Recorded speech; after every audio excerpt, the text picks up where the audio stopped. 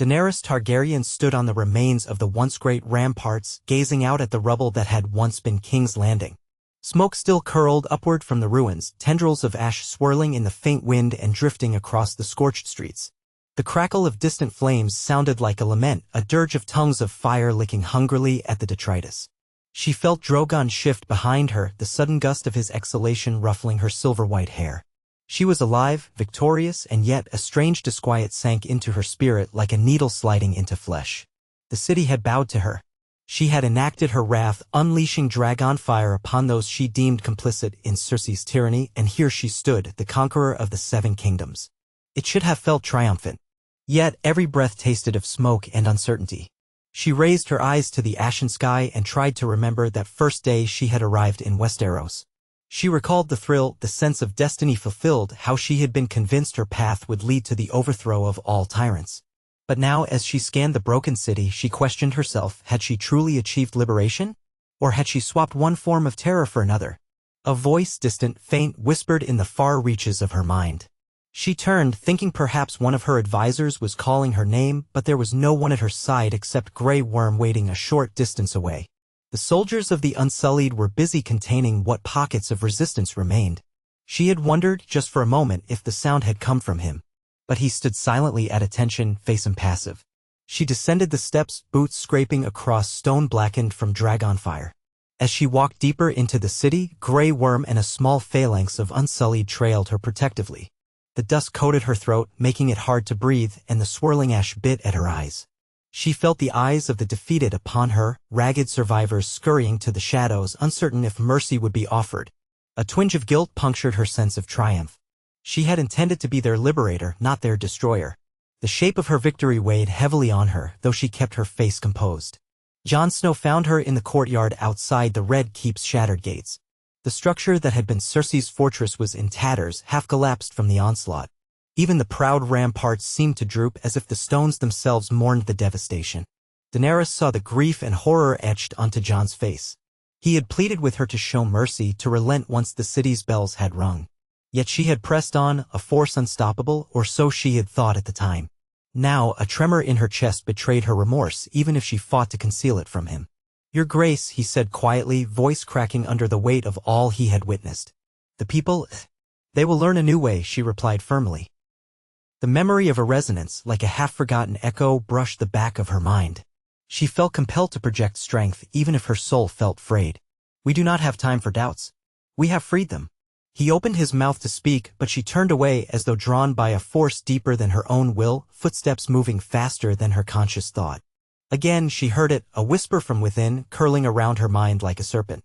She let out a shaky breath. The notion that she was hearing voices struck her as absurd.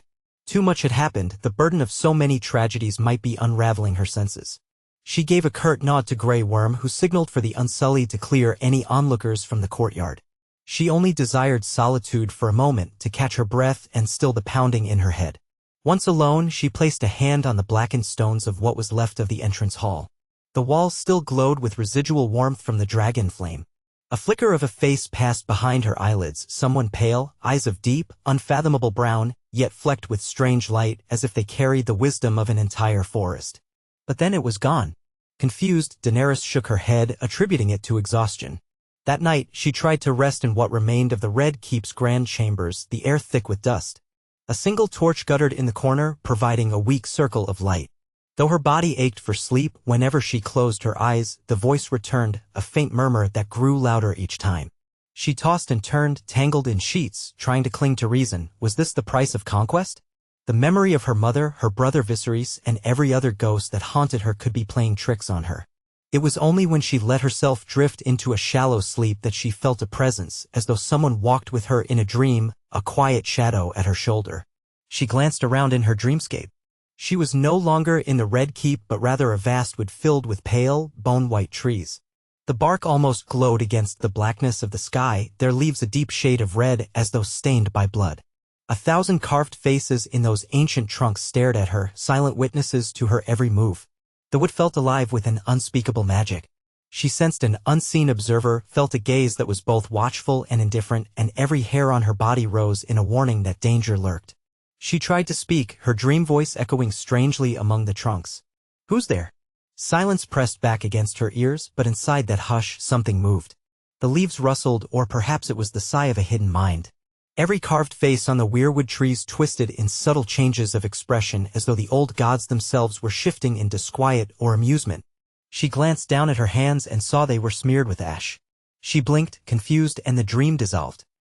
She woke gasping, heart hammering in her chest, uncertain whether to call for her guards or remain silent. It was not a dream of dragons or burning cities. It was something older, something that did not belong to her. Her hands trembled as she forced herself to breathe. She had never stepped foot inside such a place, yet it felt terribly real, drenched in an ancient power beyond her understanding. She rose before dawn, forging purpose from her restlessness. She would speak to Tyrion, gather whatever counsel still stood by her, and consolidate her hold. She told herself the dream had no meaning, that if it did, it was only a manifestation of her guilt. She could not allow herself to appear shaken. Queens do not tremble from nightmares. When daylight broke, she addressed her forces in the ruined courtyard. Thousands of Unsullied stood ready, disciplined ranks behind Grey Worm, while a scattering of Dothraki riders lingered with sullen wariness. Tyrion stood off to one side, eyes downcast. Davos and Jon hovered, uncertain. She spoke of the new world they would build, the final war they would fight to ensure no tyrant would rise again. She heard her own voice ring with a confidence she had grown adept at mustering, but inside she felt a knot of doubt. As she spoke, her gaze traveled to Tyrion, whose eyes bore quiet despair. She had discovered he'd freed his brother Jaime before the final battle, betraying her trust. She raged at him for such a betrayal, yet a numbness seemed to dull her fury. Rather than have him executed on the spot, she bade him imprisoned. She expected to feel satisfaction at showing mercy, or at least consider it mercy, but all she found was emptiness. And still, behind it all, the whisper. Something in her mind insisted that she had chosen the correct path, that mercy was a weakness she could no longer afford. It was not quite her own voice urging her forward. Whenever she tried to question these thoughts, they retreated into the depths of her mind, as if carried on the wind from some far-off land. Jon tried to speak with her after her address. His face was etched in heartbreak, and she remembered for a moment the softness she had felt for him. But the anger and sense of betrayal at his own lineage overshadowed her tender feelings. She wanted to shout that he was Aegon Targaryen and had no right to judge her when he himself had carried the same potential for destruction. Yet she felt compelled to hold back, as though some part of her desire to keep him close. For the next few days, she busied herself with matters of governance, sorting the ruins for survivors, securing the city from potential uprisings, meeting with counselors whose loyalty was now uncertain. The nights, however, brought no relief. Each night, the dream recurred. The bone-white trunks of weirwoods, the hush of old gods. And in the center of it all, a shape with eyes like pools of eternity. At times, she thought she recognized the shape of a boy, other times a vague silhouette in a wheeled chair. It felt as though 1,000 voices whispered through the branches, coalescing into the single presence that intruded upon her mind. By the 5th night, her resilience cracked. She found herself alone again in the charred hall of the Red Keep, not wanting to sleep, dreading the dream. A small table was littered with maps of the 7 kingdoms, as well as sketches of cities beyond, like Volantis and Bravos. She had once sought to liberate the world, but her heart was no longer certain of that mission. She touched the parchment, tracing the lines that demarcated the Westerosi kingdoms. She tried to remember the girl who had once believed in the purity of breaking chains. When a soft step behind her caused her to turn, she expected one of her guards. Instead, Bran Stark, now called Bran the Broken by some, stood in the doorway. He was flanked by 2 soldiers who seemed uncertain whether to bar him from entering, but they must have allowed him to approach at his own behest. He rolled into the room with his wheeled chair, pale-eyed, bearing that ethereal calm that unsettled her more than any threats could. "How did you get in here?" she asked, baffled by his audacity. He had been present when all the lords and ladies had assembled, but that was before she had torched half the city. She wasn't even certain he had survived. Rumor had it he was last seen near the Godswood of Winterfell. He was not supposed to be anywhere near King's Landing. "I asked to speak with you," Bran said, voice quiet and steady. The unsullied soldier at his side gave a stiff bow of acknowledgement, indicating that they had let him pass due to his Stark lineage and the uncertain new order of things. Daenerys frowned. "And why would you have anything to say to me?" He studied her for a long moment. She felt a twinge of discomfort under his gaze. It was as if he saw everything, including her hidden nightmares. Because, he said, your time is weighed by forces older than you, older than all of us. She bristled at the cryptic remark. If this is an attempt at prophecy or counsel, I am not interested. Leave me. But he did not move. The unsullied soldier stirred, unsure whether to forcibly remove him. We share a destiny that you do not yet see, Daenerys Targaryen, Bran said in that same level tone. I have come to observe. Observe? She repeated, anger simmering. You think I am a spectacle? I think you are an event, he replied. A part of the world's turning, the same as the dragons, the same as the White Walkers were. The old gods watch through the Weirwood. Their sight lingers in me. Her breath caught. The Weirwood. The dream she could not escape. What do you know of my dreams? She demanded, nearly hissing the words. He tilted his head, face devoid of expression. I know what you see at night. The trees speak to all who share in the old magic, though not all can interpret it. You have felt it, but you do not understand it. She took a step back, unnerved. Get out, she ordered, her voice shaking. Leave me alone.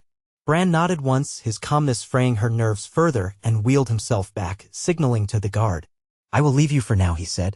But consider that this power existed long before you, and it will persist long after. If you continue on your present course, you will face it again. She watched him go, her heart pounding in her ears. How dare he come here, speak in riddles, then vanish? But after he left, she found herself unable to focus. She tried to study the maps again, but her thoughts drifted to those silent woods in her dreams, the stares of the Weirwood faces. She felt a chill in the center of her chest. The next day, she demanded to know how Bran Stark had traversed the ravaged city.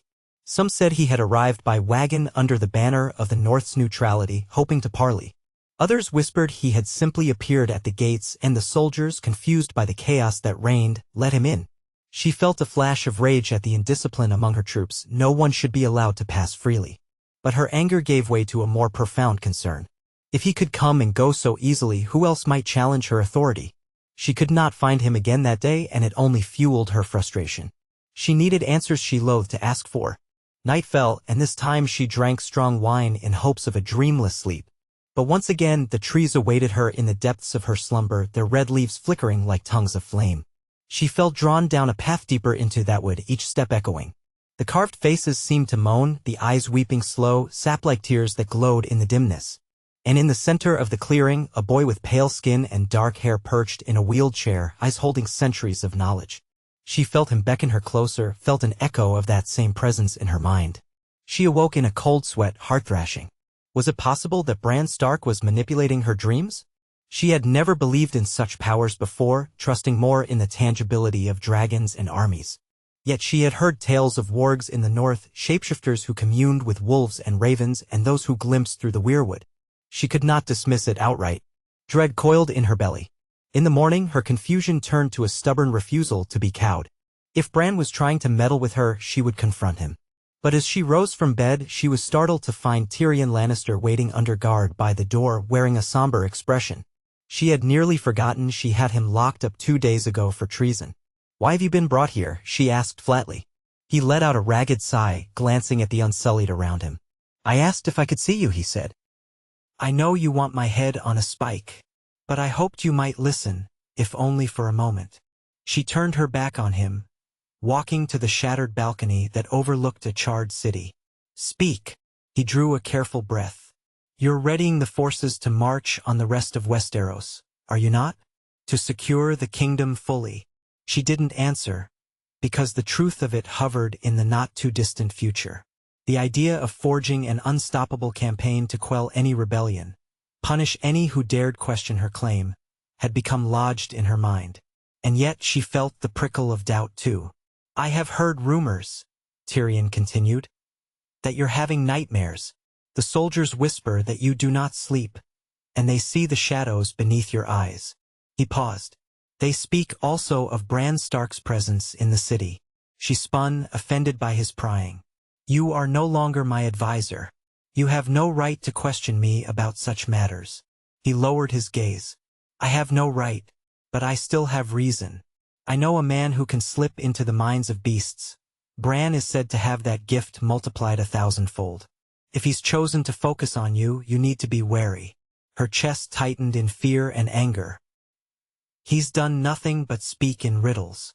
That might be all he needs to do, Tyrion said quietly. If the old gods have some larger plan, they might be using him as their vessel. You may think yourself above it, but you are as vulnerable as any mortal who walks these lands. Daenerys clenched her fists. She hated the feeling of being at the mercy of powers beyond her control. She had spent her life tearing down those who enslaved or manipulated her. To think that she might be a puppet for some ancient magic was abhorrent. "Let him try," she said, summoning false bravado. "I have dragons. I have the largest army in the known world. Let him try to twist me. I will burn any threat to ash." Tyrion regarded her solemnly. "Are you so certain you will see it coming, Your Grace? The greatest manipulations are the ones we believe to be our own choices." She waved a dismissive hand. "Enough. Take him back to his cell." The guards seized Tyrion, who offered no resistance, though his eyes shone with a sadness that almost pained her to look upon. She turned away, commanding them to remove him, and once she heard the door slam, she let out a quivering breath. The words had unsettled her more than she would admit. She had grown accustomed to trusting her own instincts, but now she questioned which impulses were truly hers. That evening, she summoned Grey Worm to her strategy table, determined to lay out the next steps of her campaign with cold precision, as a queen who tolerated no interference. The table was set with flickering candles, their light revealing the lines of tension in her face. Grey Worm stood opposite her, the shadows of the candle flames dancing over his stoic features. They discussed the potential threat of Yara Greyjoy's fleet, the uncertain loyalty of the Lords of the Reach, and the ongoing devastation in King's Landing that required immediate provisioning. Though Daenerys spoke calmly, she sensed a pounding inside her skull. Each plan, each route of conquest, each punishment for rebellious houses seemed to resonate with that faint presence. She tried to dismiss it, focusing on the details of supply lines, the forging of new alliances, the possibility of forging a marriage between certain highborn families. Yet at every turn, she felt an inexplicable nudge, like a suggestion from her own mind but bearing a subtle difference in its flavor. When she commanded the destruction of certain holds, the presence receded, almost as if pleased. She suppressed a shiver, gazing at the map and trying not to let Grey Worm see how disturbed she was. "Tomorrow," she announced abruptly, "we ride north." Grey Worm blinked, then gave a curt nod. "North, Your Grace? We have the city to secure. The city is ours. It will remain ours under the watch of the Unsullied and the Dothraki. Jon Snow is a threat. Winterfell is a threat. I will end it once and for all." She was startled by the conviction in her own words. Had she truly decided to march on the north so soon? She had not meant to say that. Grey Worm merely bowed, unquestioning. If the queen commanded it, he would obey. Daenerys's heart thumped. The presence in her mind thrummed with approval, as if an invisible hand guided her choice.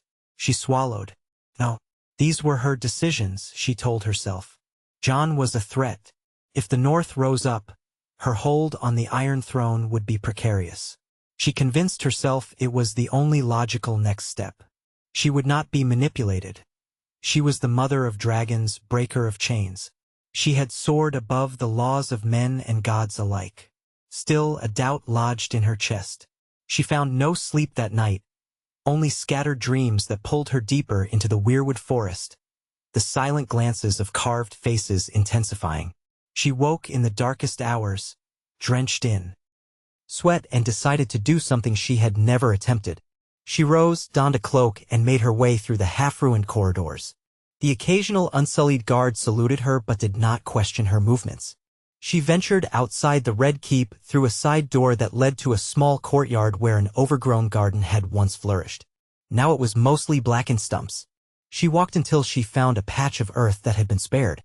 A scrawny tree, definitely not a weirwood, rose from the dirt, leaves singed by dragonfire.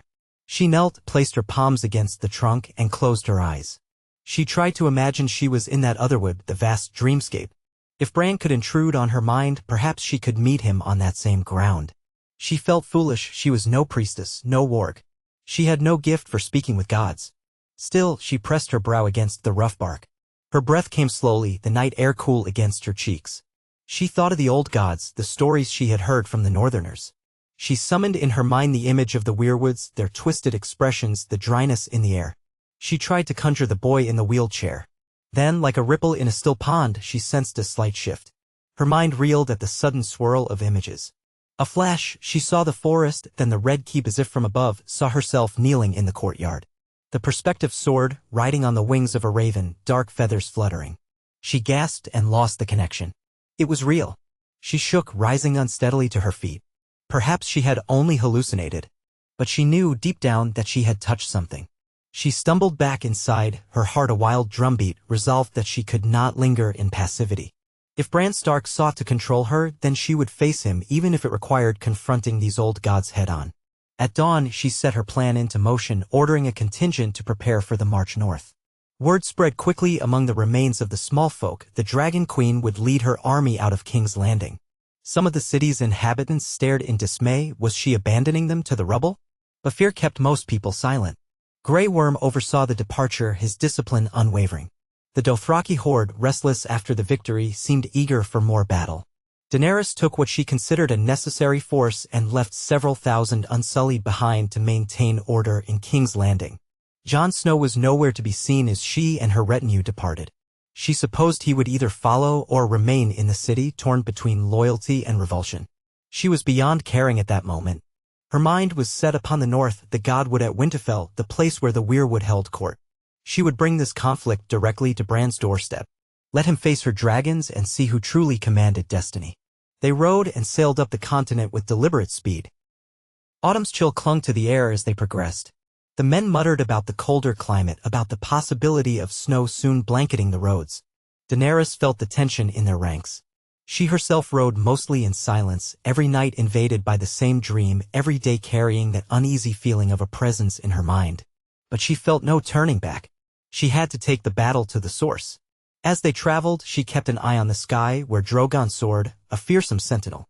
Rhaegal and Viserion had been lost, Viserion to the Night King's spear, resurrected as an undead beast, and Rhaegal to an iron bolt from Euron Greyjoy's fleet. Only Drogon remained by her side, a living embodiment of her wrath and her hope. She needed no more. Her bond with him was unbreakable. No mortal or immortal force could hope to lay claim to that connection, or so she told herself. At the Trident, they found the fields still muddy from recent rains, littered with the ghosts of past wars. Tyrion rode in the rear, flanked by guards. She had not executed him but kept him close under watch, uncertain what to do with him. She would decide after she confronted Bran.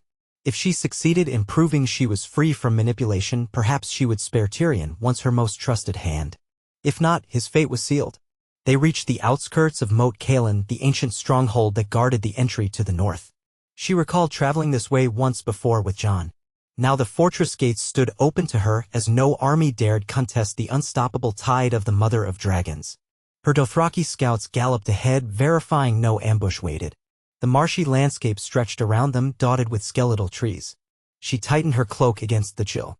Another dream that night. She was in the forest again, but this time she spotted movement among the roots of the Weirwoods.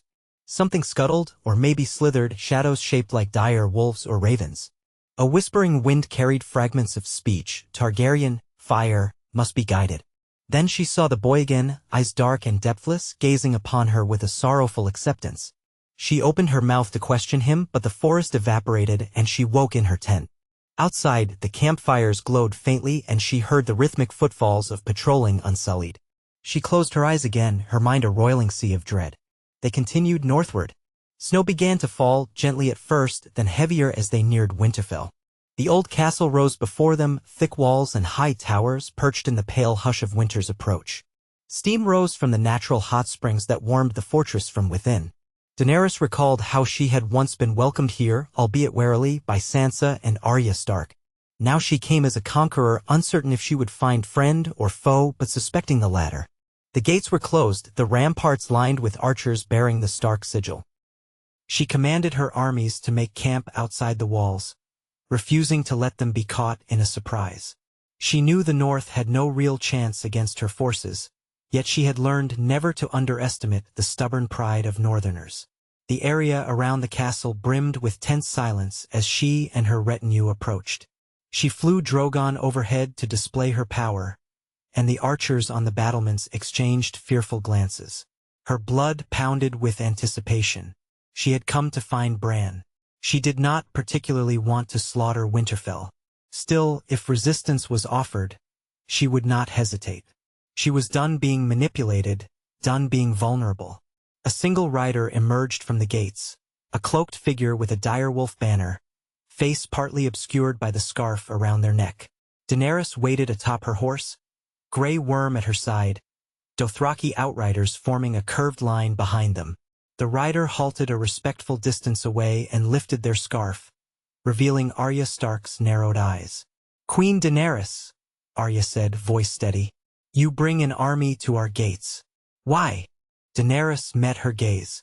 There was no love lost between them. "I have come for Brandon Stark. He has something of mine." Arya's eyes flickered, though she tried to hide her surprise. "My brother has taken nothing from you. You know of his powers." Daenerys let her anger seep into her voice. "You have seen what he can do. I have dreamed of the Weirwood, of his presence. I want him to release me from whatever hold he has." Arya's expression shifted in confusion and something close to alarm. "Bran never leaves the Godswood. If you've come to harm him..." Daenerys kept her face hardened. Ignoring the twinge of empathy she felt for this woman who had lost so much. "I will not harm him if he sets me free. Let me enter peacefully, and we will settle this." Arya's gaze darted to Drogon, who circled overhead, roaring with simmering menace. She looked back to Daenerys. "I cannot promise what you ask. The North is not yours to command." Daenerys leaned forward. "It will be if you make me take it by force.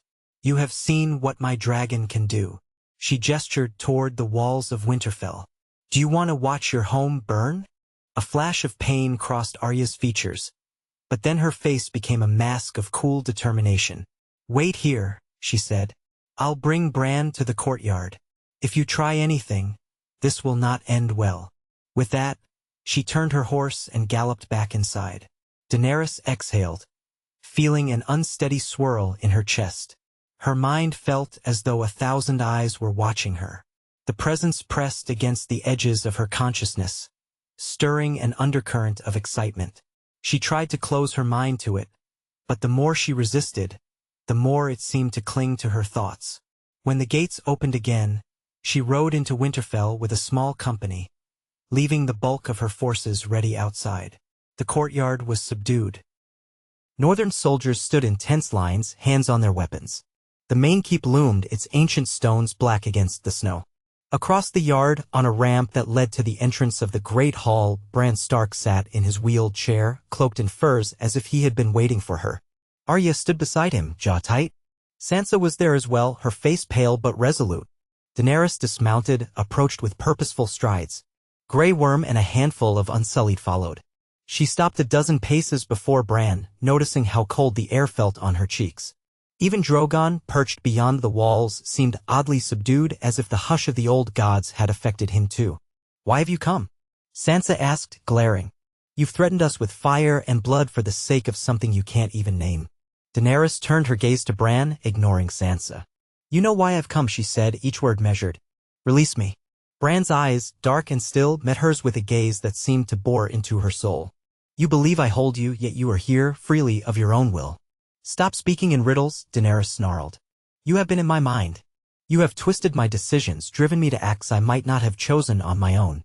The admission stung her pride, but she pressed on. "End this, whatever it is. Remove your presence from me." Arya tensed, hand drifting to the hilt of a dagger. Sansa looked uncertain, as if what Daenerys was saying sounded unhinged. But Daenerys did not care. She knew what she had felt, the intrusion that had been relentless since King's Landing. Bran blinked slowly. "I have only watched. The threads of fate run through us all. The old gods see through the Weirwood. I am their conduit. They saw you, a queen with a destiny of fire, and they recognized the need to guide events." "Guide events?"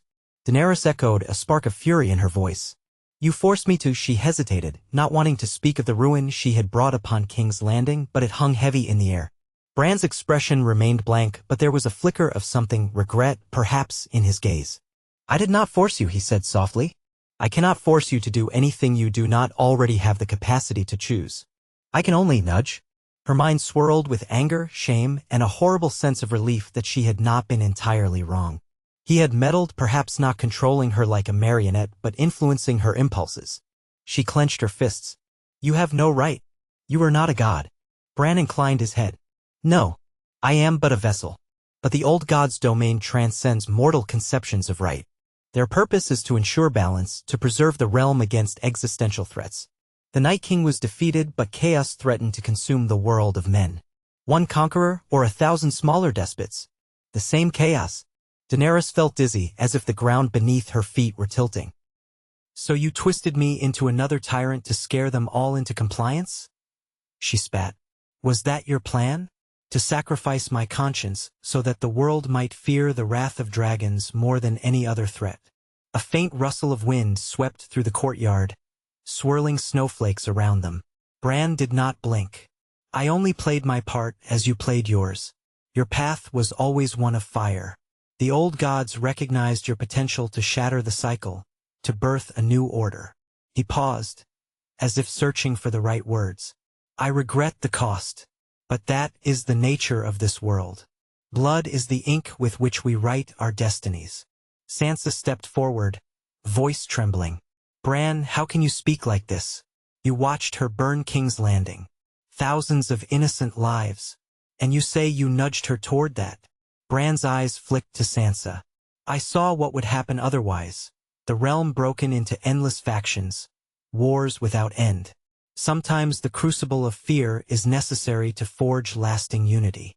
Daenerys, despite her anger at him, felt a wave of nausea at the enormity of his words. She had not wanted to be a butcher, and yet she had become one.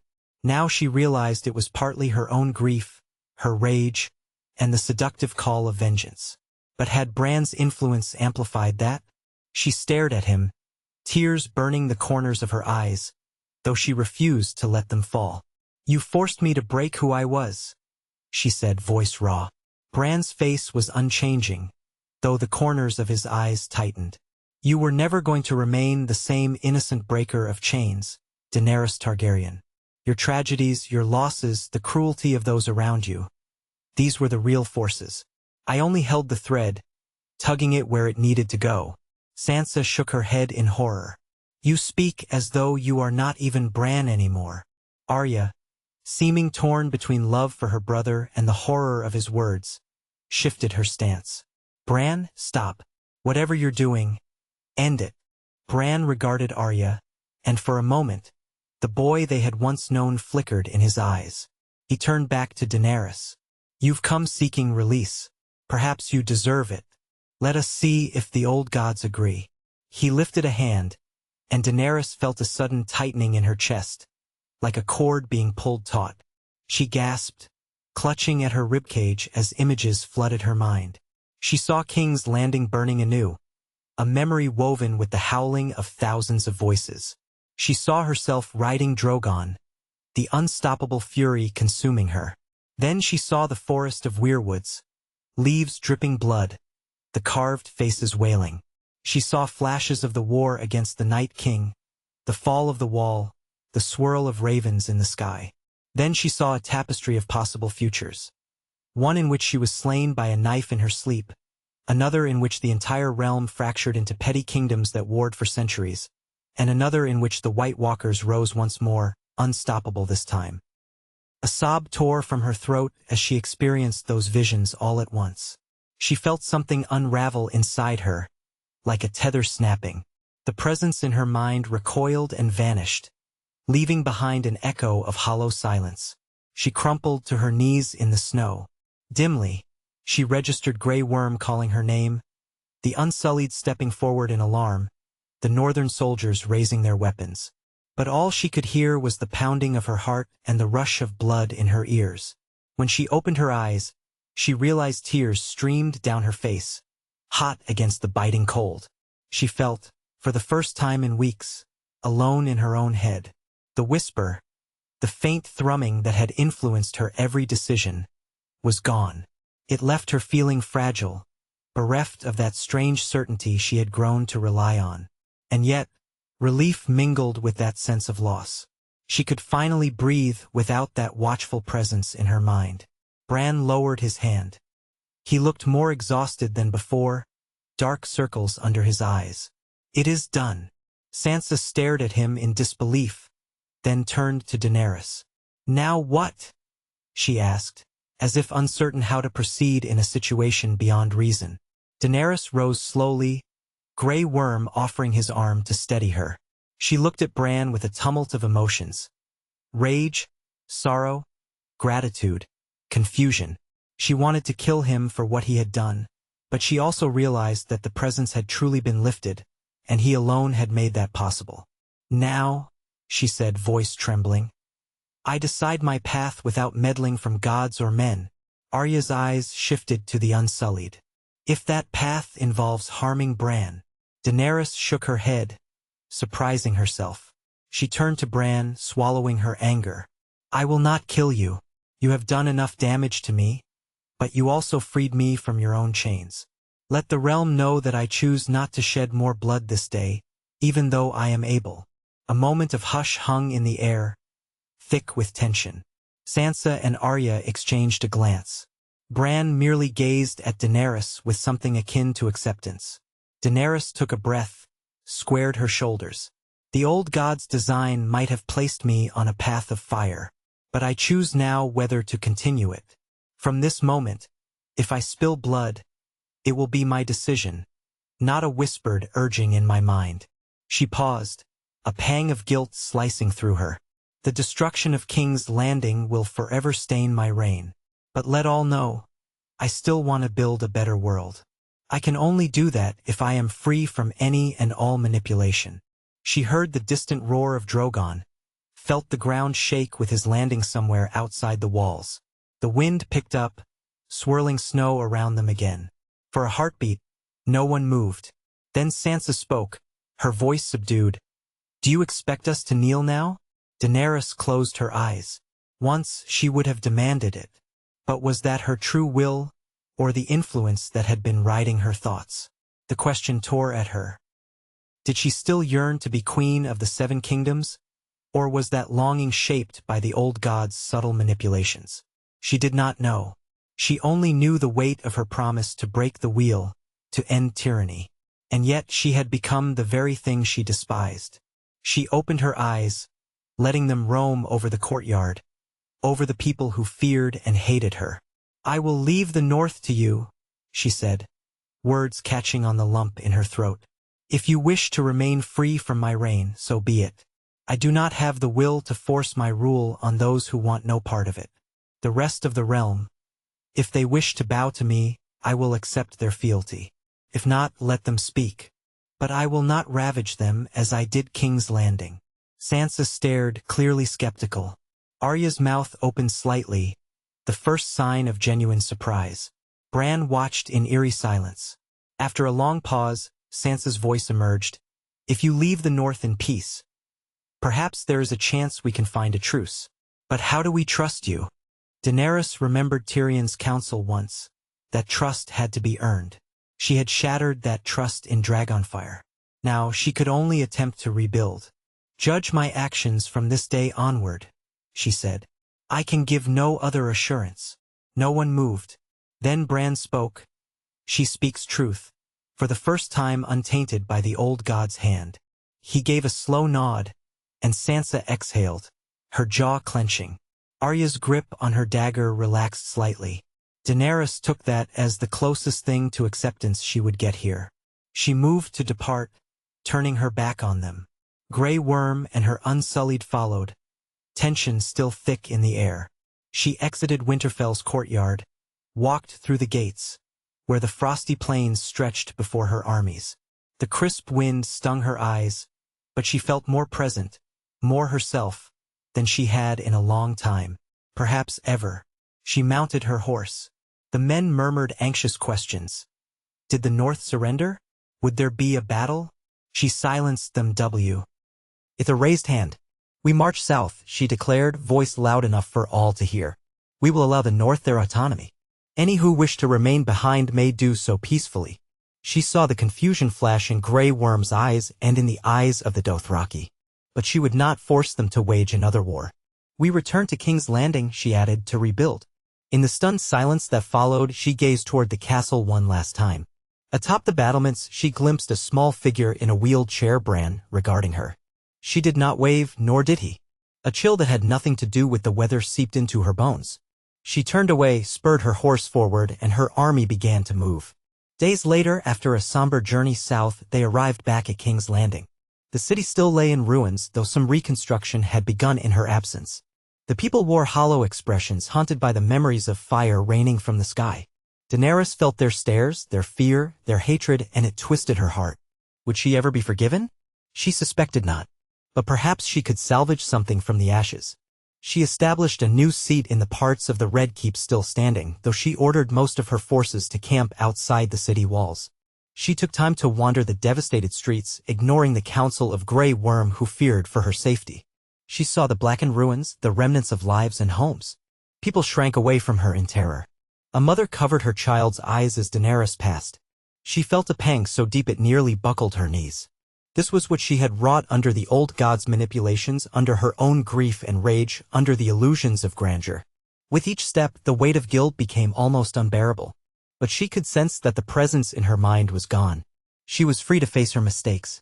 She could choose to let them define her forever, or she could attempt to atone.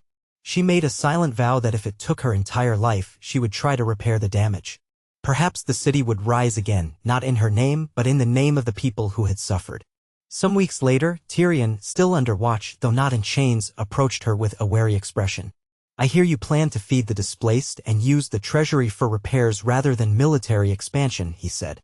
The irony in his tone was not lost. She had changed drastically from the queen who had marched north with vengeance in her eyes. Daenerys nodded. If I truly wish to break the wheel, I must do more than simply conquer. I must heal. She looked at him. You are free, Tyrion. If you wish to remain as my advisor, you may. If you wish to go, I will not stop you. He studied her for a long moment. She expected him to scoff, to rebuke her. But instead, his shoulders sagged. I had hoped, once upon a time, to help you become a just ruler, he said quietly. I failed. Perhaps we both did. But if there is still a chance to do some good, then I will try. A lump rose in her throat. She gave him a nod of gratitude, and though his face was marked by sorrow, there was a flicker of something else, maybe the faintest glimmer of hope. In the months that followed, Daenerys stayed true to her vow. She enacted reforms that redistributed some land holdings, offered pardons to rebel lords if they contributed to rebuilding. She sought to quell the fear that she was an unhinged tyrant by showing leniency in her judgments. The people remained wary, but as time passed, some began to accept the new queen's efforts. She discovered that forging a kingdom of unity was far harder than conquering a city by force, but she persevered. Once she received a raven from the north. It bore a simple message. Bran Stark had taken upon himself the title of Protector of the North, though Sansa reigned as Lady of Winterfell. They would remain an independent kingdom. No mention was made of the old gods or the hold they once had over Daenerys's decisions. The note ended with a cautious line, "We shall watch with interest how your reign proceeds." She read the note by candlelight, her hands trembling slightly. She recalled the last time she had seen Bran, the gravity in his voice, his disturbingly ancient stare. It was over. She was free from that influence. Still, his words haunted her, the old gods see all. She wondered if they watched her still, measuring her every choice. Sometimes at night, she would dream again of the Weirwood forest. But now, she walked among the trees alone, not as an intruder in a realm of hidden watchers. She no longer felt the boy's presence in her mind. The carved faces seemed less oppressive, their sap tears dried, their eyes half-lidded in quiet contemplation. She would pass through that dreamscape, each step reverent, until the trees faded away. She would wake feeling a strange mixture of peace and lingering unease. Seasons turned. King's Landing was no longer in smoking ruins, but a city under slow reconstruction. People still feared the Dragon Queen, but fewer flinched at the sight of her. Children were born, old men died, commerce resumed. The scars of war remained, etched into the city's very stones. Yet life went on.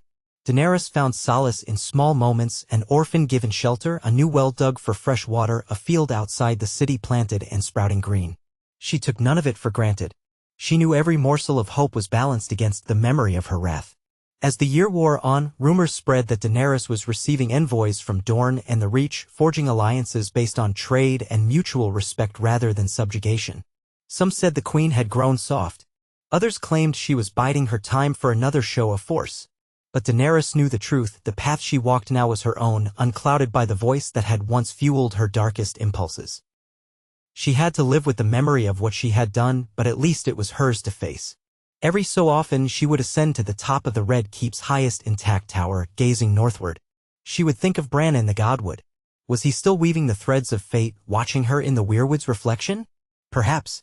But the difference now was that she could sense no compulsion, no subtle persuasion in the back of her thoughts. Whatever Bran was doing, it did not involve her any longer. She was free to be the queen she chose to be that a tyrant or a savior. She struggled daily to be the latter, although she feared the shadow of the former might never truly leave her. On one such cold evening she wrapped herself in a cloak and climbed those winding stairs alone. Reaching the tower's summit, she gazed at the city below. The rooftops glimmered with lantern lights, the air laced with the smell of cooking fires. It was a city alive, even if wounded. She raised her eyes to the horizon where the clouds obscured the starlight. She could almost imagine the silhouette of Winterfell far in the distance, though she knew it was too far to see. She recalled with a shiver the sensation of that presence in her mind, the eerie comfort of its certainty, how it had bolstered her darkest desires. She remembered how exhilarating it had felt to believe she was fulfilling a grand, cosmic design, unstoppable and righteous. Perhaps that was what made it so dangerous. It had offered a sense of absolute certainty in a world defined by uncertainty.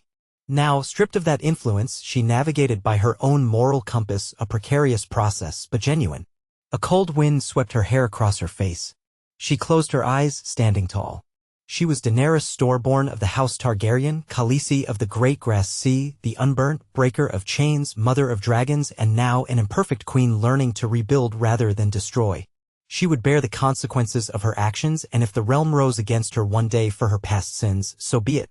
She would not run from who she had been or from who she now aspired to be.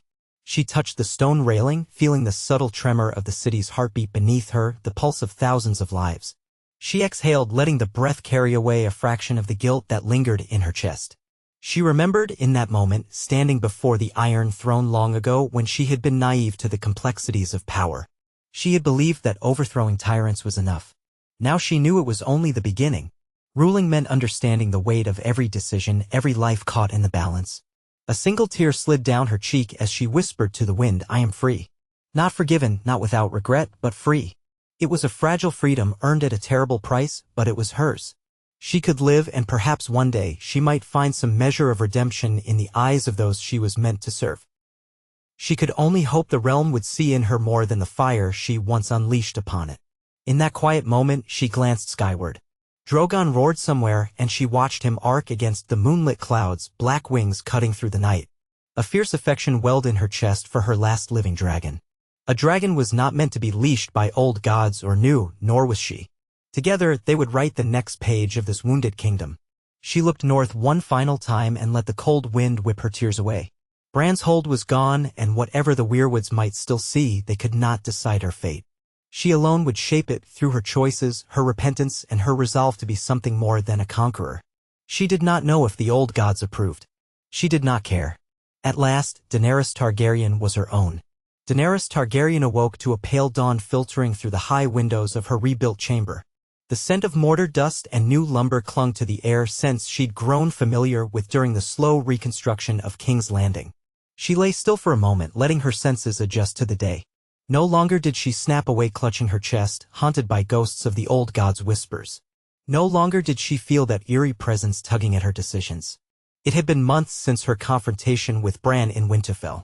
Months of testing her own mind to confirm she acted from her own volition, not from some hidden voice urging her to violence. She rose, dressed in warm garments to ward off the lingering chill in the barely repaired Red Keep, and left her chamber. In the corridor outside, two unsullied stood guard, stoic as ever. She nodded at them, receiving only curt nods in return. Grey Worm had trained them well, though she sensed a certain hesitancy in their eyes whenever they looked at her now. Much had changed since the day she had led them to the city's conquest in a blaze of dragon fire. She wasn't the same queen who had once stood triumphant over a smoldering ruin. In the once grand hall that still smelled of singed stone, she found a long table set up for her small council. The morning sun slanted across a scattering of papers and maps depicting King's Landing and its surrounding lands, all covered in notes and lines that charted resources, repairs, and distribution of labor. Tyrion was already there, poring over a piece of parchment by candlelight. His hair looked more silver than gold in the washed-out dawn, and the weariness around his eyes revealed many sleepless nights. She approached quietly, half expecting him not to notice. But the moment she stood at his shoulder, he tapped the parchment with a thin finger. "The supply lines from the Reach have improved," he said without turning. "Your new agreements with House Tarly, what remains of them, appear to be holding. Grain is flowing again, though not enough to feed every mouth.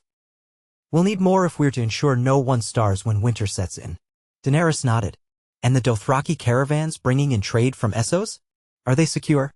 "They've encountered raiders on the roads," Tyrion replied. "Remnants of men who fled the city's destruction, men without loyalty to any banner but their own survival. We'll need more patrols to protect travelers if we hope to keep trade routes safe. The last thing we need is a new wave of bandits turning the roads to chaos." Daenerys breathed in, aware that each improvement in King's Landing seemed to spawn fresh complications. Rebuilding wasn't merely about removing rubble and raising new walls.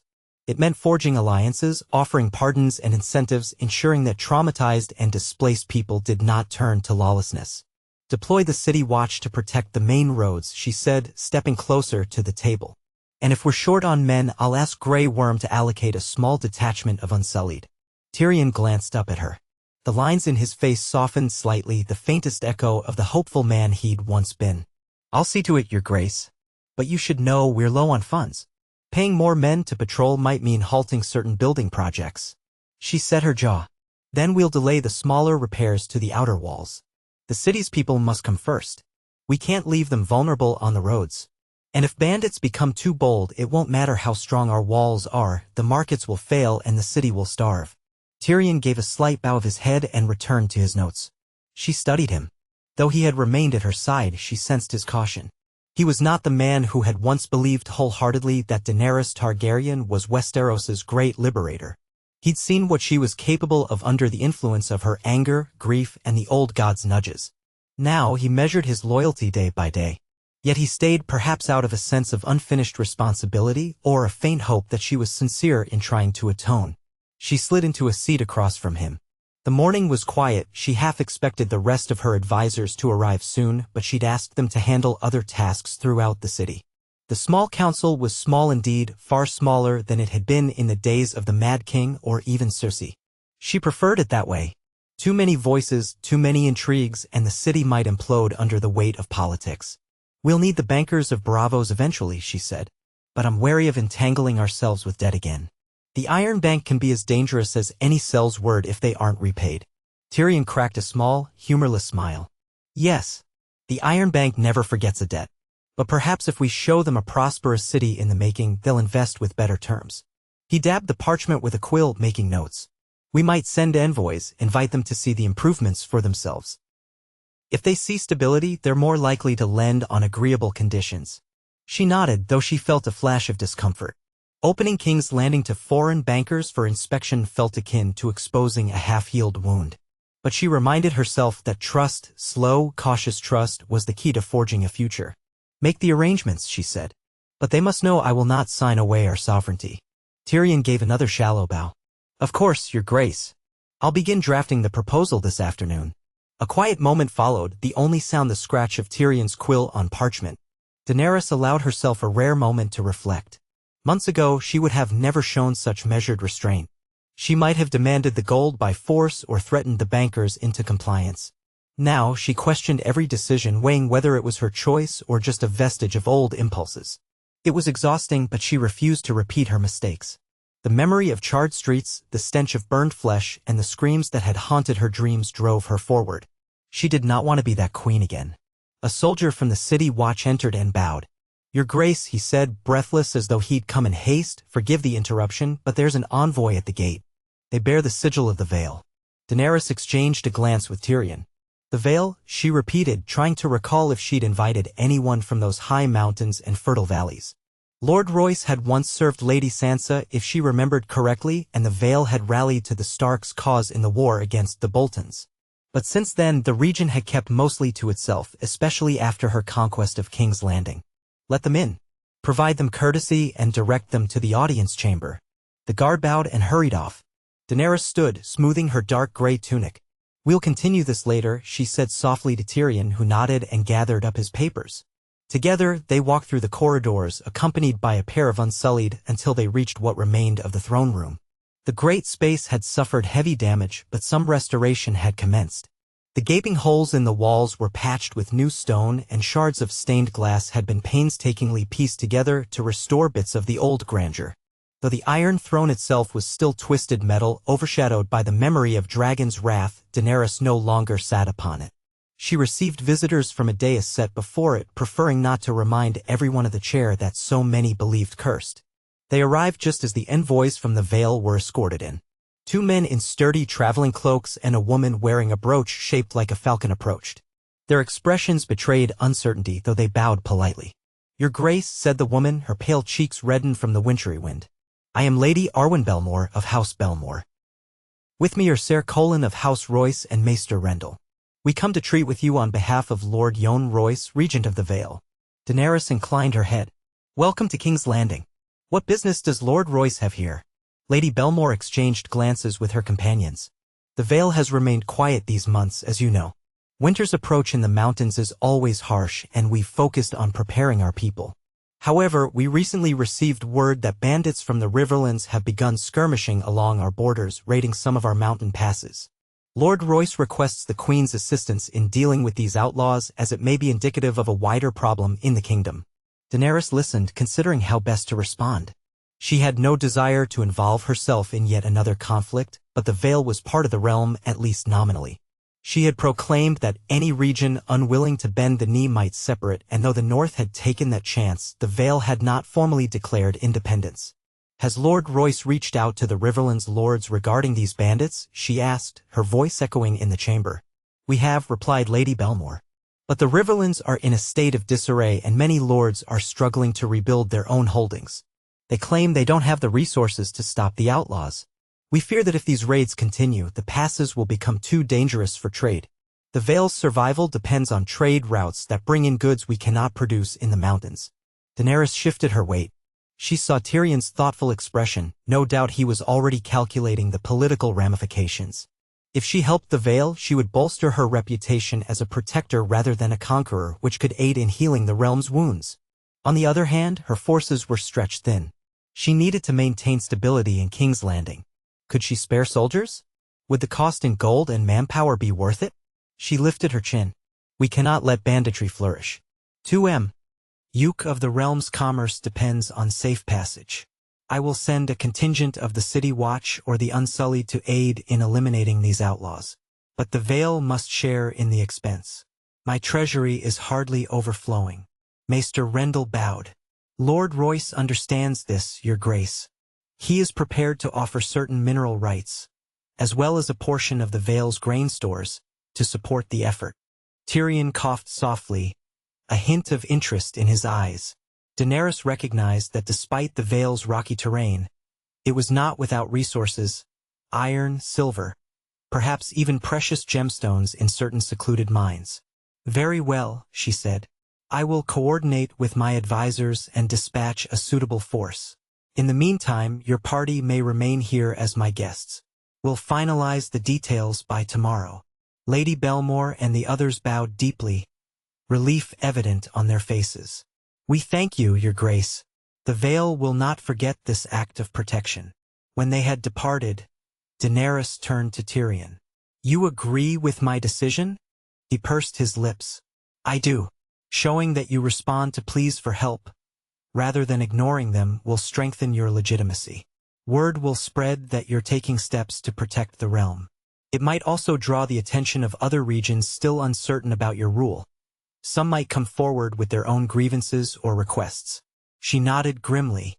"One problem at a time. For now, I'll gather Grey Worm and see how many men we can send without jeopardizing the city. I'd rather avoid using the Dothraki in this. They're less suited to mountain raids and more likely to sow fear among the villages." Tyrion agreed, and they parted ways. Daenerys walked through a corridor that overlooked the training grounds. where a handful of City Watch recruits were sparring. Her eyes drifted upward, catching a glimpse of the sky through a collapsed section of the ceiling that had yet to be repaired. She imagined for a moment Drogon's silhouette overhead, black wings spread wide, circling in a lazy arc. Since her return to King's Landing, she had permitted Drogon to range freely, though he often perched near the city's outskirts or soared above the waters of Blackwater Bay. He had become calmer, less restless than before, as if he sensed her own subdued spirit. By midday, she stood on a raised platform in the courtyard, flanked by Grey Worm. Before them, 24 City Watchmen stood in formation, their captain at the fore. The men looked uneven. Some were veterans with years of service under several kings, others were fresh recruits still fumbling with their gear. Yet they all bore the insignia of King's Landing's watch on their tabards, and they watched Daenerys with a mixture of respect and caution. She began to speak, her voice carrying across the courtyard. "You are to journey north to the Vale and assist Lord Royce in clearing out lawless brigands. These outlaws threaten the realm's peace, and we cannot allow that. Conduct yourselves with honor. Protect the innocent. Destroy those who refuse to lay down arms. Show the Vale that King's Landing stands with them." A few men shifted on their feet, evidently uncertain about traveling into mountainous terrain on the Queen's word. But none spoke out of turn. Grey Worm stepped forward, eyes scanning the ranks. "You will leave at first light tomorrow," he said in a crisp tone. "Under Captain Garland's command. Additional support will be provided by a squad of Unsullied. Fight well and obey orders without question." The City Watch men pounded fists against their chests in acknowledgement. Daenerys gave a final nod, then descended from the platform, Grey Worm at her side. She could feel the tension emanating from him. He had been her unwavering champion through countless battles, from Meereen to King's Landing. Yet even he bore the scars of what they had done. She noted the flicker in his gaze whenever new instructions for warlike missions came up. As they walked toward the armory to review equipment, Grey Worm spoke in a low voice. "This is good, Your Grace. The people need to see we are not just for conquest, but for protection." She glanced at him. "You've changed since the day we arrived in Westeros," she said softly. "We all have." He did not deny it. War leaves marks on warriors, even the Unsullied. She placed a hand gently on his arm, a rare gesture of warmth. "Thank you for staying. I know many of the Unsullied wanted to sail for Naath to honor Missandei's memory." Pain flickered in his dark eyes at the mention of her name. Missandei's death at Cersei's hands had been one of the catalysts that drove Daenerys to unleash Drogon on the city. "Some did sail," he said. "Others remain. We are yours to command. This is where I must be for now." Daenerys nodded, understanding. She carried guilt for the role she played in fueling his desire for vengeance, just as she carried guilt for every life lost under her orders. It was a heavy burden, but she also believed in the possibility of forging something better from the ashes. Later that evening, she dined in a modest hall that had once been a lavish banquet room.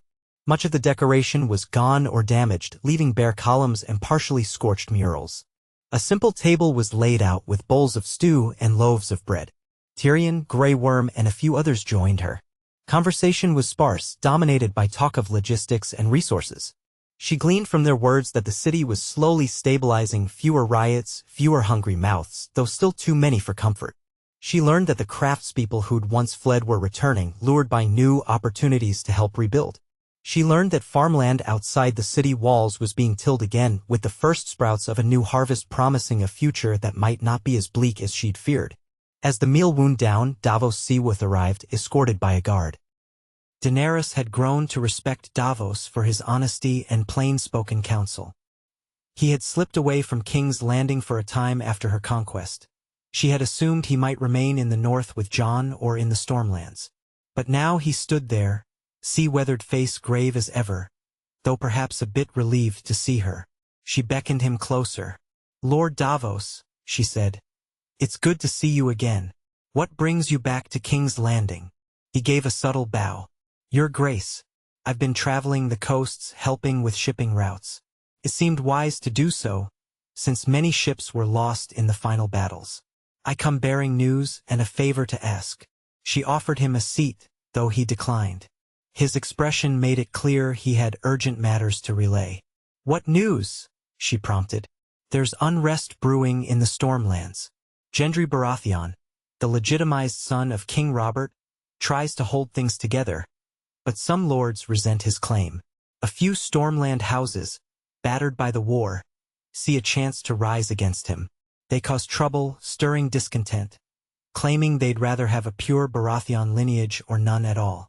He needs your support, or at least your recognition, to quell these rumblings before they lead to open rebellion.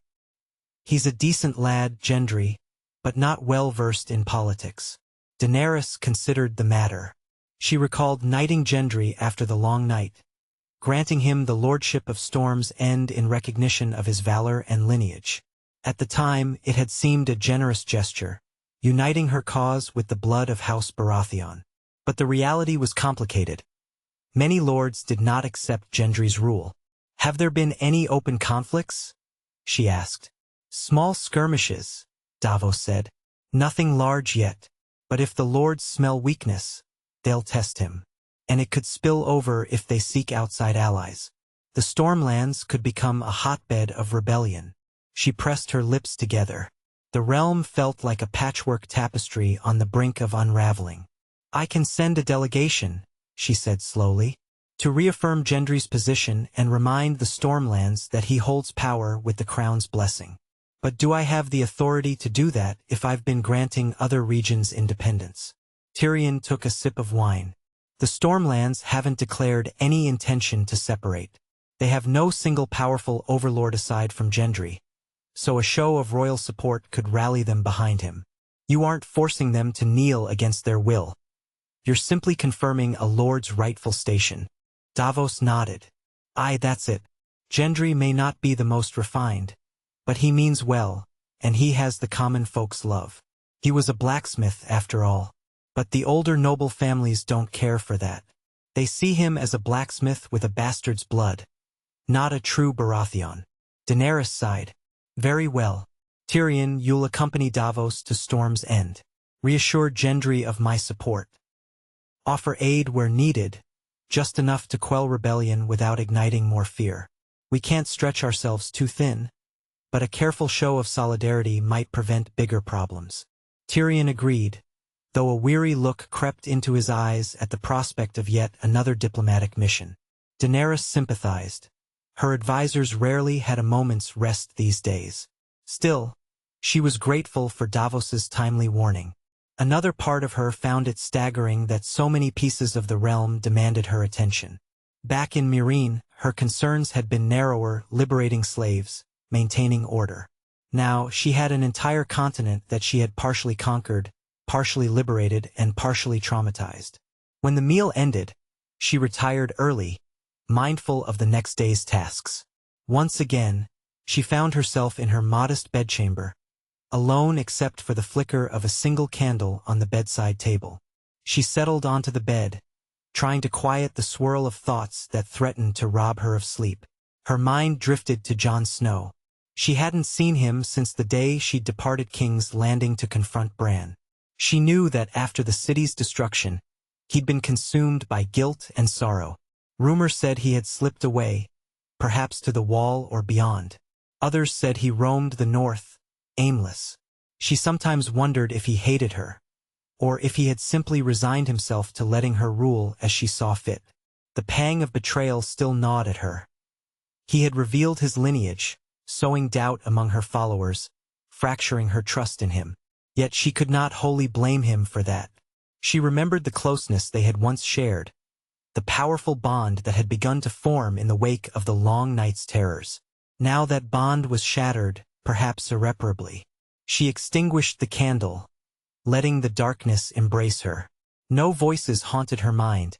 No ancient gods whispered in her ear. For that she was grateful. In the quiet, she wondered if she might dream of the Weirwood forest. But no such dream came. She drifted instead into a deep, dreamless sleep. Morning arrived sooner than she would have liked. She rose, dressed in a practical gown, and saw off the city watch contingent that marched toward the Vale. Grey Worm and a small squad of Unsullied rode with them, their ranks firm and purposeful. Daenerys watched them depart from the walls, arms folded, her hair whipping in the breeze. She offered no grand speeches, only a silent prayer for their success.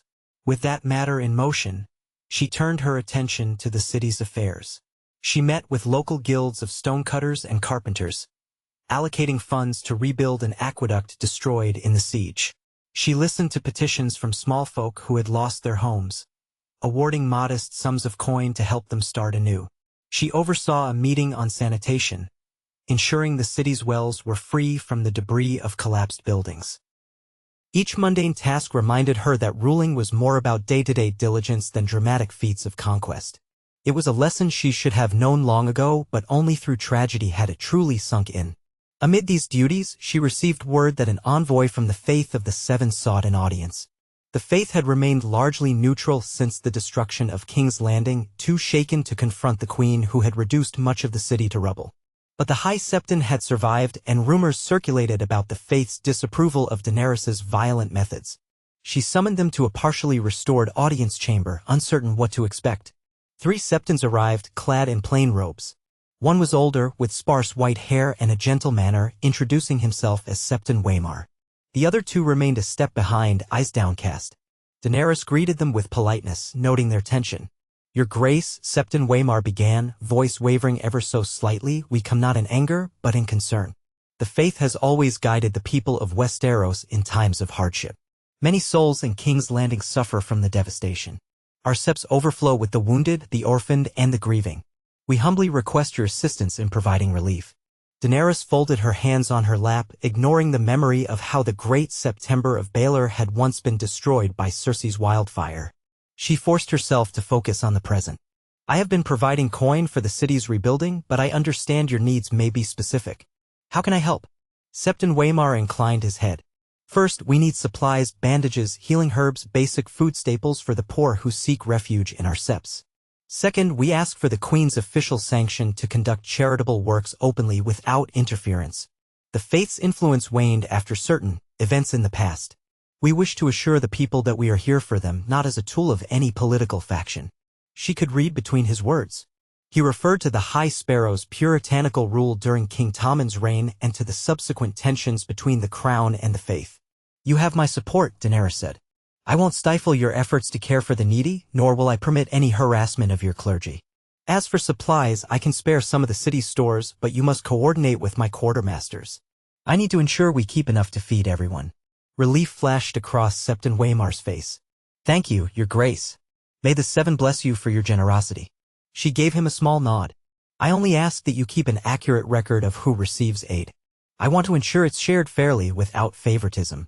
He bowed again, and she sensed a slight lifting of tension in the room. "We will, Your Grace. The Seven watch over us all equally." She dismissed them, watching as they departed with a renewed sense of hope. Another faction pacified, another piece of the shattered puzzle placed. Yet she couldn't shake the nagging sense that everything she did was but a stopgap. The realm felt like a roiling sea, calm on the surface one day, storm-tossed the next.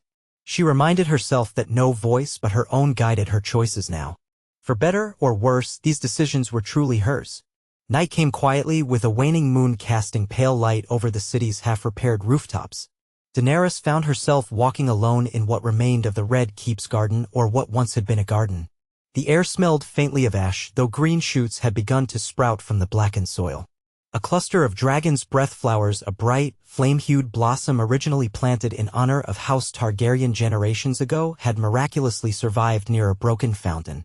Their petals glowed under the moonlight, a reminder that life persisted even amid destruction. She touched one of the blossoms, careful not to break it from its stem. Her mind drifted to her ancestors, to Aegon the Conqueror and his sisters who had first taken Westeros with their dragons. She wondered if Aegon had ever felt regret, if he'd questioned his divine right to unite the realm by fire and blood. History recorded him as a heroic figure, but history often omitted the anguish of the conquered, the countless lives lost under dragon flame. She closed her eyes, recalling the day she had unleashed Drogon upon King's Landing. That memory would remain forever etched in her soul. The sound of footsteps on gravel startled her. She turned to see a young boy, perhaps 12, clad in simple clothes. He froze, wide-eyed, clearly not expecting to encounter the Queen. She saw a ragged satchel clutched against his chest. Her guards were nowhere in sight. She had insisted on solitude. The boy took a tentative step back, as though to flee. "It's all right," she said softly, palms out to show she meant no harm. "Who are you?" He swallowed, eyes darting as though searching for an escape route. "My name is Corbin," he said, voice tremulous. I'm sorry, Your Grace. I didn't mean to trespass. I was just looking for flowers to take to my mother's grave. She felt a pang in her chest. Your mother, did she die in the siege? The question slipped out before she could consider how it might scare him. Tears welled in his eyes. Aye.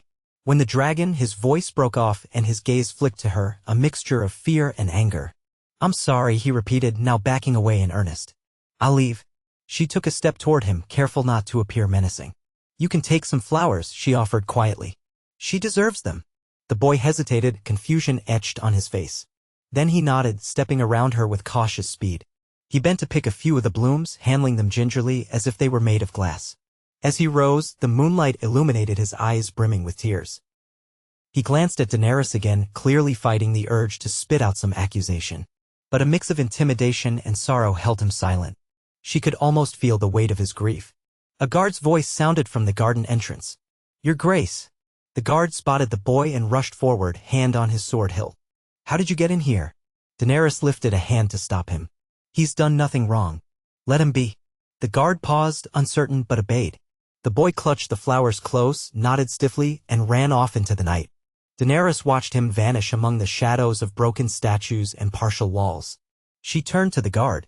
Ensure he leaves safely, she ordered. Don't harm him. With a confused nod, the guard hurried after the boy. Daenerys exhaled, feeling a chill settle over her skin. She realized the boy's face, contorted with pain and fear, might well represent half the city's opinion of her. An unstoppable, terrifying force who had stolen loved ones in a storm of dragon fire. No amount of building projects or charitable gestures could erase that. The best she could do was try to weave some new tapestry over the scorched remains of the old. But it would never bring back the dead. Early next morning, Tyrion and Davos prepared to set sail for Storm's End, taking a handful of scribes and guards. Daenerys saw them off at the harbor where ships rocked against the piers. Tyrion's posture was stiff. He disliked sea travel, having endured more than enough voyages in his lifetime.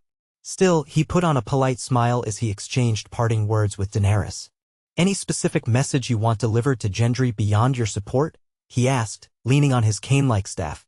His injury from the war still sometimes caused him pain, especially when traveling. Tell him I remember how he fought beside us in the Great War, Daenerys said.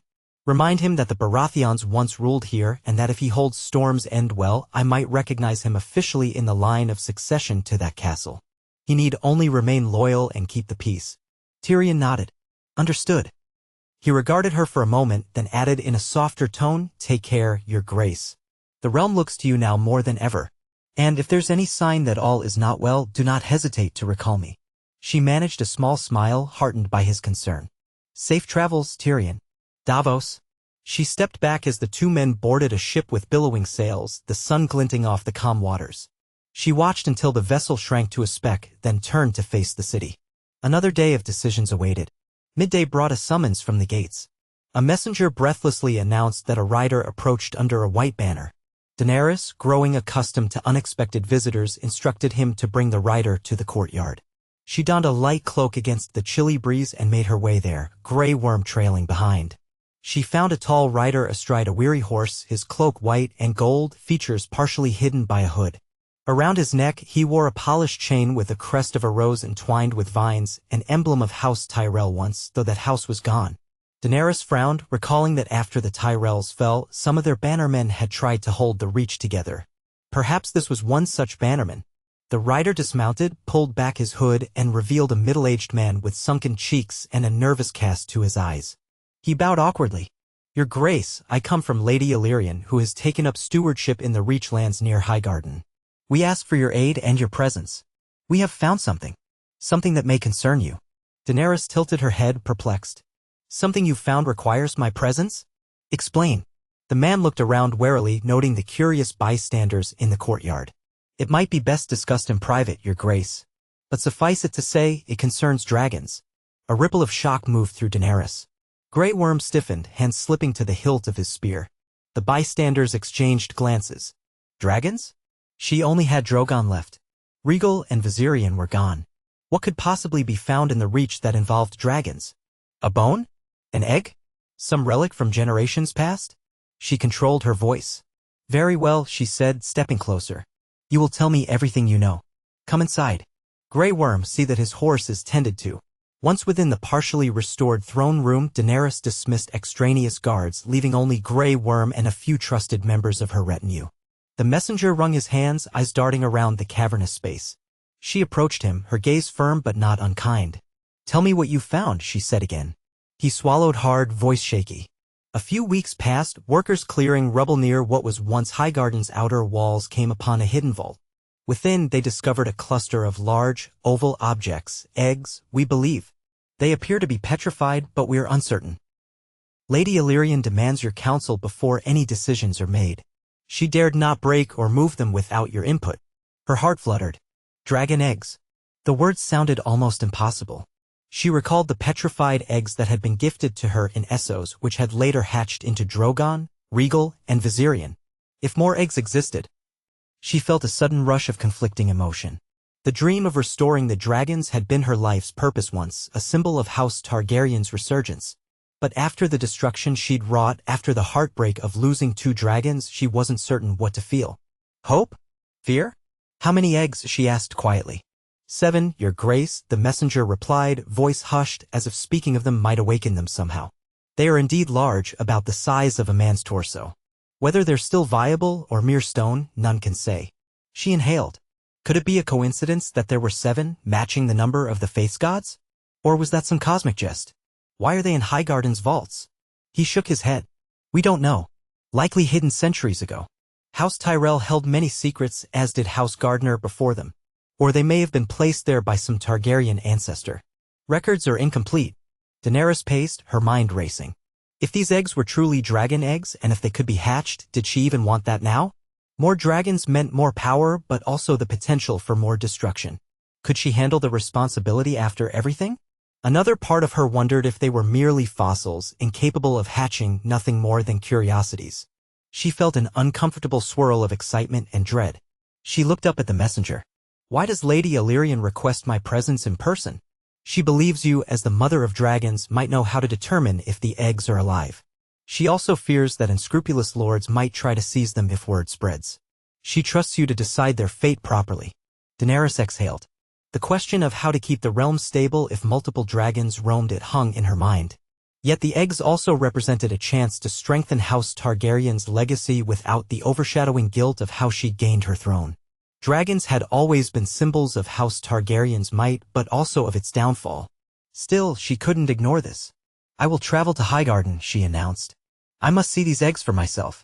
Grey Worm looked at her with a mixture of concern and readiness. We can leave as soon as you wish, Your Grace.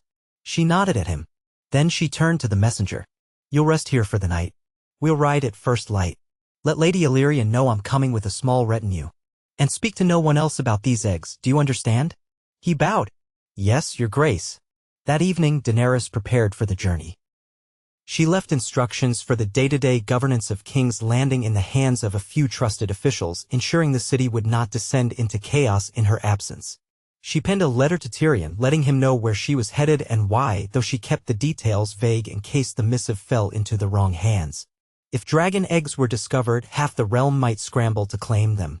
She slept fitfully, mind abuzz with images of eggs hatching in a swirl of flame, of new dragons bursting into a sky already scarred by war. Her dreams flickered through scenes of her holding a hatchling, only for it to grow into a monstrous winged beast that torched entire kingdoms.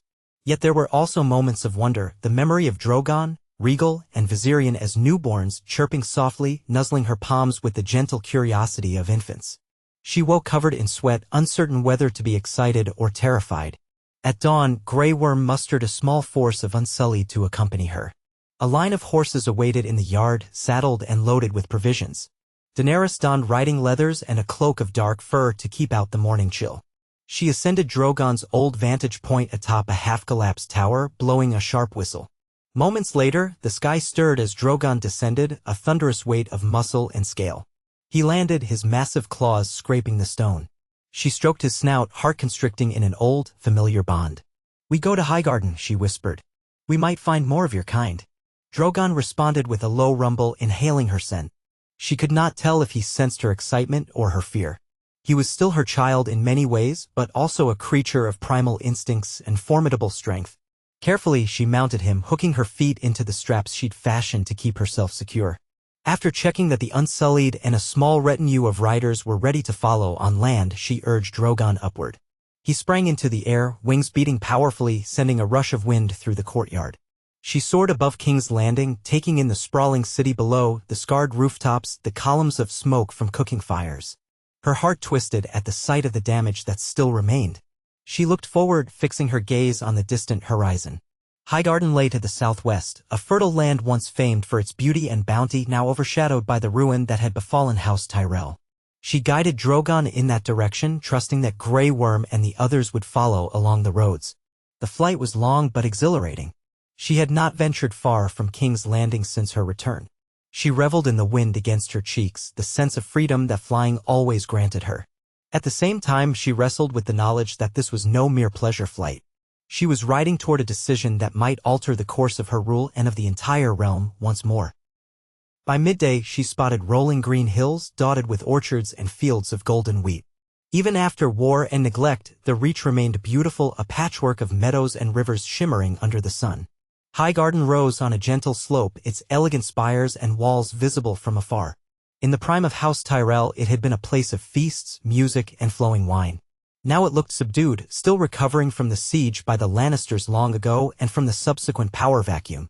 She descended carefully, guiding Drogon to land on a broad terrace that overlooked the main gate. Dust swirled around them and the castle guards rushed forward, uncertain whether to be awed or afraid.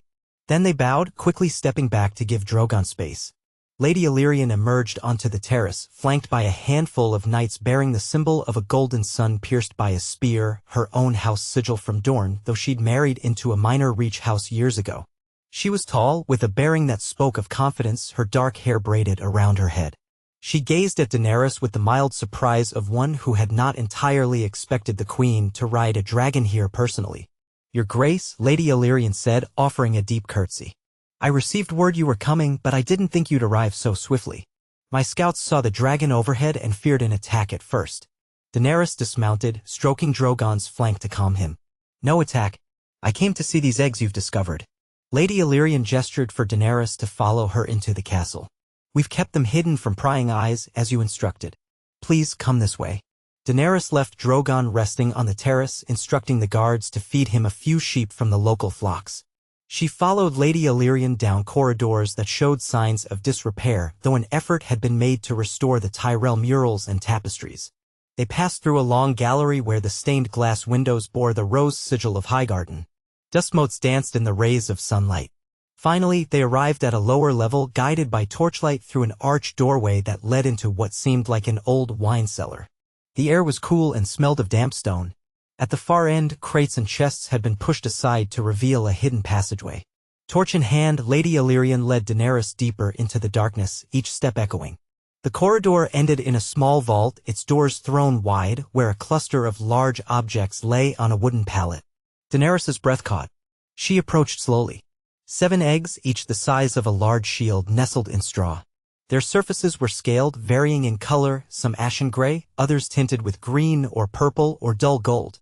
She crouched beside them, heart pounding. Extending a hand, she brushed her fingertips over one. It felt cool to the touch, ridged with patterns reminiscent of petrified dragon eggs she had seen in Essos. The memories rushed in. How she had walked into Drogo's funeral pyre with the eggs from Illyrio Mopatis, and emerged with 3 hatchlings. She suppressed a tremor. Was she prepared to attempt something like that again? Lady Illyrian's voice was soft with awe. "When the workers found them, they thought them odd stones. But I recalled the legends of dragon eggs and bade them bring them here." Daenerys gazed at the eggs, her mind swirling with possibilities. If these could hatch, she might raise a new generation of dragons. But that power could be a curse as much as a gift. She recalled how Cersei had once threatened to destroy the city using wildfire. Daenerys had done it herself with dragons. She closed her eyes briefly, feeling the weight of so many memories. Yet a flicker of longing persisted. Dragons were as much a part of her identity as her Targaryen name. Grey Worm, who had arrived behind her, stood with arms crossed, his unreadable gaze sweeping over the eggs. He said nothing, but Daenerys knew him well enough to sense he felt both curiosity and concern. If these eggs hatched, the realm might tremble once more.